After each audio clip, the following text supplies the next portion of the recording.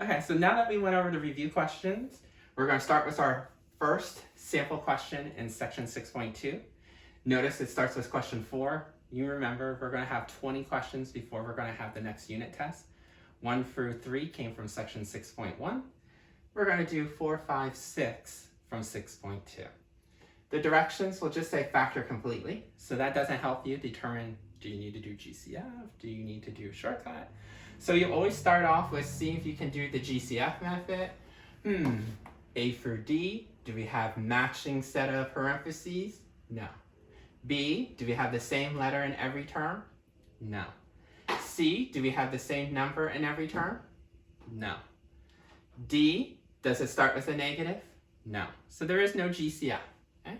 But I did check. So a lot of times when I do a problem, what I'll do is either make a note on the side that says no GCF, or before I start it, I will put GCF as a reminder. Every single question, GCF, GCF, GCF, just to remind me I have to check. Once we found out there was no GCF, count how many terms. And notice that I have 3 terms, and there's no number in front. Remember, this 4 is not a coefficient. It's just number 4 that we're doing. Since this has no leading coefficient and it's 3 terms, we are going to do the shortcut method. 2 sets of parentheses,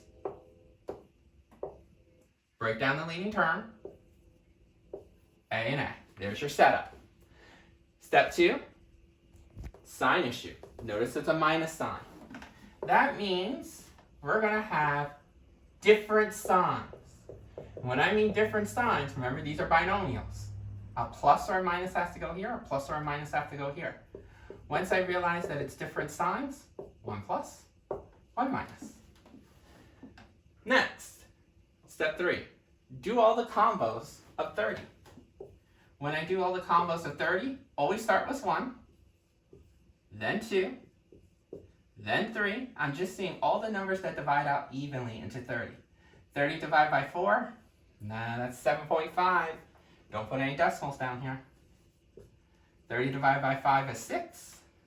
After 5 is 6, but it's already on the board, you're done with your combos. So we got 4 combos to work with. Let's see if any of them will work. Our next step is to add or subtract our list. That's step 4. Since it's different signs, I told you it'll go hand in hand with subtract the combo list. So I get a 29, I get a 13, a 7, 1. Does any of those totals match the middle term? If so, that means it's factorable. If it doesn't, that means it's prime. 13, 13, we got a match. That means this can be broken down as 2 and 15. The question is, where do I put them? Do I put the 2 here, or should I put the 2 here? Once I chose a combo in step 5, now step 6 is placement. Placement says take the higher number, 2 versus 15. 15 is bigger. It always gets the same sign as the middle. Since the middle is positive, 15 must be positive. The reason why you have to make this positive 15 is because this will give me 15a if I multiply.